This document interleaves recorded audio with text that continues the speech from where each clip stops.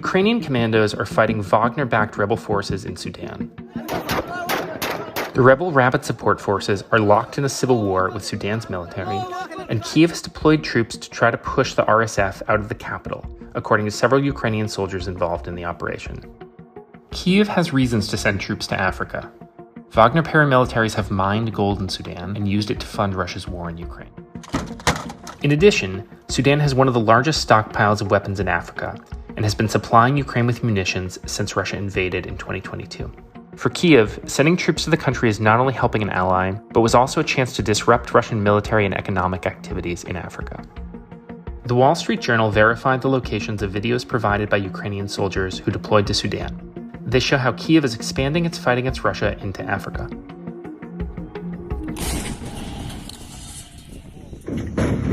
The first wave of Ukrainian troops landed in Sudan in August. At the time, neither side was fighting at night, and Ukrainian commandos began conducting night operations in and around Khartoum. They had a number of capabilities that allowed them to do this successfully. First, they had experience with night operations over the last 2 years of the full-scale war with Russia.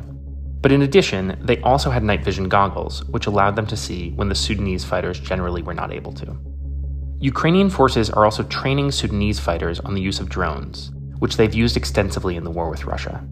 Sudanese forces were most interested in FPV, or first-person view drones. The operator puts on a headset that allows them to see what the drone's camera sees, and then they fly the drone laden with explosives into the target.